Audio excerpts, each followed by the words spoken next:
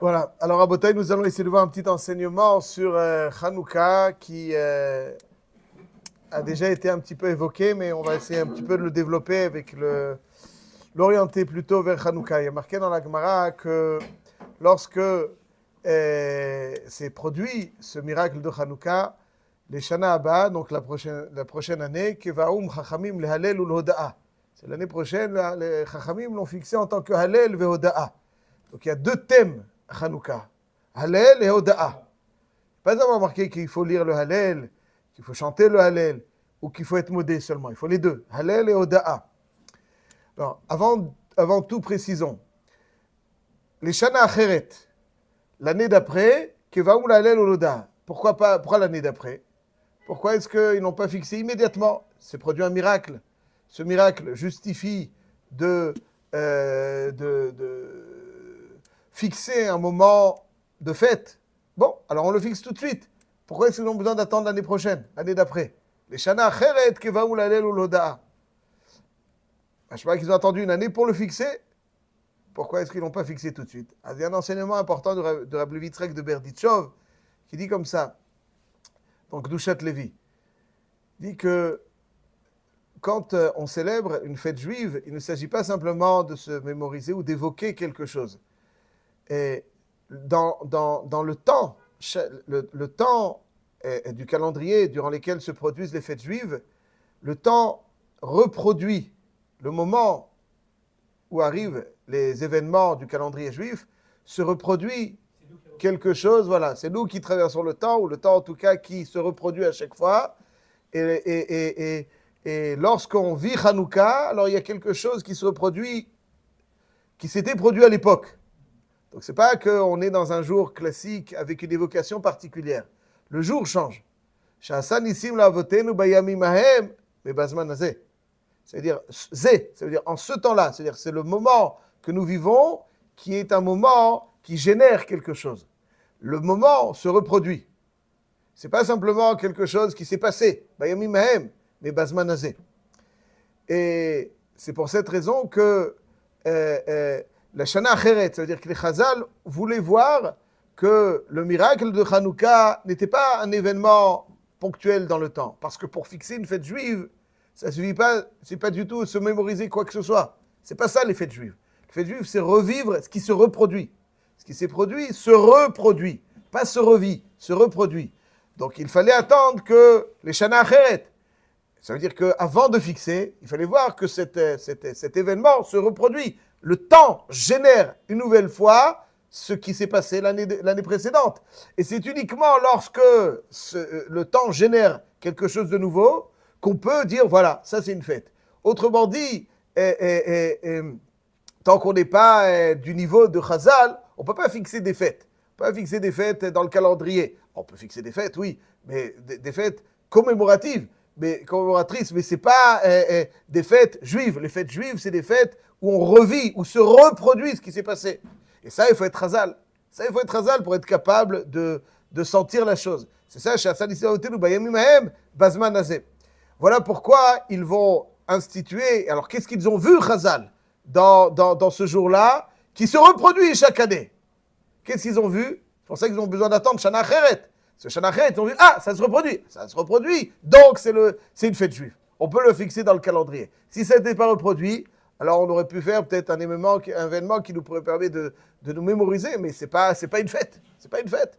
Shana Acheret, ça se reproduit. Ça se reproduit, alors là, oui, effectivement, on peut le fixer en tant que fête. Alors, qu'est-ce qu'ils ont vu? Qu'est-ce qui se reproduit? Qu'est-ce qui se passe? Quelle est la singularité de ces jours? Qu'est-ce qu'ils expriment? Halel et Hoda'a. C'est quoi Halel et Hoda'a? Le Sfat Emet, dans l'année Tavresh Lamed Aleph, comme vous le savez, le Sfat Emet, donc c'était le deuxième Admour de Gour. Il y avait le Chidushé Harim qui était son grand-père. Et Rabbi Yitzhak Meir Alter, c'était le Chidushé Harim. Un génie indescriptible, en tout. Et le petit-fils du Chidushé Harim, père fondateur de la Chassidoute de Gour, qui était un des élèves du Admour de Kotsk, entre autres, donc son petit-fils, le Sfat Emet, il va écrire un livre qui est très célèbre, et il l'écrit en fonction des années. Chaque année, ce qu'il dit, Bechadesh dans la Torah, alors il l'écrivait. Donc c'est pas un livre, c'est un livre en fonction des années. Il y a un thème, il y a Parashat Vaishlach, alors Vaishlach, Vayeshev, chaque année. Alors, dans Hanouka aussi, il a donc les Chidushé Torah de Hanouka, et en fonction de chaque année, ce qui était Bechadesh, il écrivait sous le nom de l'année. Tavresh Lamed Aleph, Yom Gimel, il développe le thème suivant. Il dit, c'est quoi Hallel, c'est quoi Hoda'a? Il dit que Hallel, c'est remercier Hachem pour tous les miracles qu'il nous offre, qu'on perçoit immédiatement en tant que tel. On les perçoit, les Hallel, les Shabbat, c'est quelque chose de singulier qu'on ne vit pas au quotidien et qu'il nous offre. Alors ça c'est Hallel, c'est quelque chose, ça c'est le Hallel. Et Hoda'a, c'est quoi Hoda'a? Il nous dit que Hoda'a, c'est remercier Hachem aussi pour les difficultés. Ça, Hoda'a. Hallel, c'est pour les bontés qu'il nous offre, qui sont... Même les difficultés, ça aussi, ça c'est Hoda'a. Ça c'est Hallel et ça c'est Hoda'a. Il dit donc à Hanouka, quand Chazal, ils ont institué Hanouka, les Hallel ou le Hoda'a, ils nous ont demandé de remercier Hachem, pas simplement sur le Nes, de la Tzala, sur la victoire, sur les Ivanim, sur la Hanouka, etc., la Menorah, mais aussi sur le Galut Yavan. Pour tout ce qui nous a été offert grâce, ou en tout cas en conséquence du Galut Yavan. Il y a quelque chose qui, si la Galut Yavan n'avait pas été là, on ne l'aurait pas eu.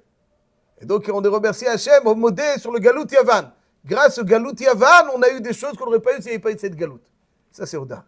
Quelles sont les choses dont on a bénéficié à Hanouka grâce, à cause, en tout cas ce n'était pas leur intention, mais c'est ce qu'Hachem offre à chaque fois, et on a quelque chose de supplémentaire qu'on n'aurait jamais eu s'il n'y avait pas eu le Galut Yavan. Quelle est donc cette chose-là qu'on a eue?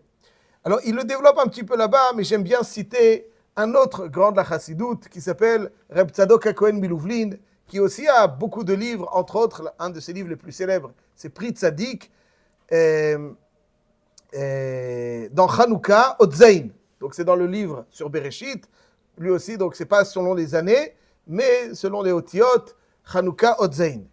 Et Reb Tzadok HaKohen Milouvlin nous donne l'idée suivante. Il dit comme ça. À chaque fois qu'il y aura une révélation intense de Torah, il faut que, au préalable, il y ait une tchouka, une fougue, une volonté, un désir ardent de Torah. Dans l'histoire, il y a eu des révélations de Torah à Matan Torah, bien entendu. La Torah, elle reste inchangée, c'est la Torah. Ça, c'est Matan Torah. Et la Torah a été révélée, Vayichan Sham Israël Negedar ki ish echad belev echad. C'est ish echad, un seul homme, un seul cœur, belev echad, un seul cœur. C'est-à-dire qu'ils ont ce désir provoque une révélation de Torah. Donc, Sevenishma, ils ont donc, mais après, donc la Torah, elle sera jamais changée. Il n'y a ni rajout, ni on réduit. La Torah, elle est telle. Mais il y a une révélation de la profondeur de ce qui a été donné, de l'explication profonde. La révélation de la Kabbale, la révélation des Sitrei Torah, la révélation de certaines profondeurs de la Torah. À quelle époque elles ont été révélées? Elles ont été révélées pendant le Beit Sheni. Pendant le Beit Sheni, c'est-à-dire en plein milieu du Beit Sheni, elles ont été révélées. Il y a une braïta très célèbre qui s'appelle Pirkei Chalot qui dit comme ça. Beit Sheni afalpi shelo sharta sham shchina, il n'y a pas sharta shchina. Aval hadara, yikra kvoda u gdulata shel Torah lo nitna Beit Sheni. C'est-à-dire toute la splendeur, la profondeur. C'est-à-dire il y a des dimensions profondes de la Torah qui n'ont été données qu'un Beit Sheni. Ça veut dire qu'il y a quelque chose qui nous a été révélé. Et c'est intéressant parce que, je donne un exemple très rapide, on nous dit qu'à l'époque de Beit Sheni, après, donc avec les Tanaïm, la Achiyot Metim, c'était quelque chose de courant. C'est-à-dire, nous aujourd'hui, on ne fait plus Kabbalah Maasit, mais il y a à l'époque, il y a des certains gens, Kabbalah Maasit, Achiyot Metim. Antoninu s'est dit, alors que Elisha, quand il était, c'était un événement, Ma'apshat. Il dit parce que la révélation des profondeurs de la Torah donne des forces à l'homme à maîtriser davantage la nature. Donc ces révélations, donc après qu'il y a eu ces révélations, ça c'était quelque chose, tout celui qui avait bénéficié de ces révélations, Pachout, il pouvait. Donc les révélations d'une intensité en Torah, quand elles ont été données, Beit Sheni. Et qu'est-ce qui a déclenché cette révélation? Parce que, comme on a dit, exactement comme à Matan Torah, il fallait la tchouka, le désir de la Torah. Qu'est-ce qui a suscité ce désir ardent pour la Torah? C'est Galut Yavan. Galut Yavan, vechoshech al pene tehom. Choshech, c'est Yavan, shechichu einehem shel Israël. Ils ont cherché ils empêchaient le Ham Israël d'avoir Torah or. C'est quoi le Yavan? Ils voulaient nous imposer leur culture et leur shtuyot. Et ils ont empêché le Ham Israël de voir Choshech al pene tehom, le Choshech. Torah or, eux ils veulent Choshech. Vayomer Elokim yehi or. C'est-à-dire que parce qu'il y avait donc ce Choshech, alors le Ham Israël, qui ne pouvait pas étudier la Torah comme il le souhaitait, ça a développé en lui un désir ardent de Torah. Parce que c'est là-dessus qu'il ciblait. Il ne voulait pas leur laisser étudier. Ça a développé en eux ce désir ardent de Torah. Ce désir ardent de Torah a déclenché cette révélation. Et c'est quelque part grâce, mais grâce d'une certaine façon fondamentalement, même si ce n'est pas leur intention, à ce galout qu'on a bénéficié de toutes les révélations les plus profondes de la Torah. Et c'est pour cette raison que nous dit le Rab Tzadok Cohen Milouvlin que l'Inyan de Hanouka n'est pas simplement d'être modé sur le Nes, mais même sur ce que le galout nous a permis de découvrir, nous a provoqué. Il y a un Ktov Sofer dans Parashat Tzav, je crois, qui explique un pasouk dans Teilim, sur lequel je terminerai dans Perek Nun. Le pasouk nous dit comme ça, Zoveach Toda, c'est qui le Ktav Sofer? Le Ktav Sofer, c'est le fils du Khatam Sofer, n'est-ce pas? Comment pourquoi le Khatam Sofer, il s'appelle Khatam Sofer? Khatam Sofer, c'est Chidouché Torat Moshe. Donc, c'est-à-dire, il s'appelle Rabbi Moshe Sofer, c'était le gendre de Rabbi Akiva Eger, Rav à Preshbourg, et donc, entre autres, bon, c'est un sujet. Il dit comme ça, le Ktav Sofer, c'est son fils, et je termine là-dessus. Zoveach Toda Yechabdaneni. Celui qui offre un Toda, il doit m'honorer. Yechabdaneni, le Midrash dit pour Yechabdeni. C'est quoi Yechabdaneni? C'est pas Yechabedoti, Yechabdeni. Yechabdaneni dit doublement. Doublement. Il doit me donner 2 fois du kavod. Remercier sur quoi? 2 fois. Il dit sur la tzara et sur la yeshua. Parce que tout celui qui a un petit peu de maturité, alors nous on veut que de la yeshuat. Aval si Khalila, Akadosh Baruch Hu nous impose une tzara, il faut savoir qu'elle est génératrice de tov. Sans cette tzara, il n'y aurait pas eu le tov dont on a bénéficié. Il faut remercier, voilà, pendant cette période, il faut avoir, et c'est à chaque fois les périodes difficiles, on veut que des périodes faciles, on prie pour ça, on veut ça.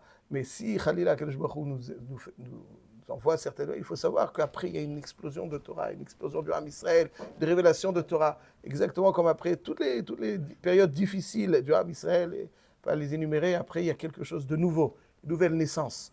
Ouais, comme la graine qui finalement se désagrège, mais qui ensuite... C'est comme ça, comme ça que ça marche.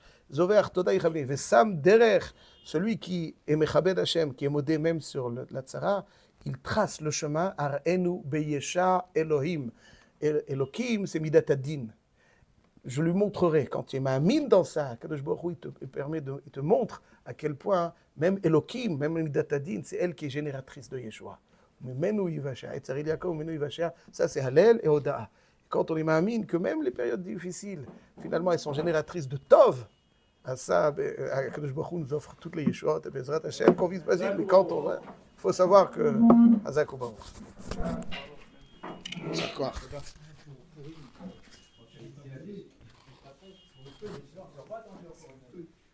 Ça va?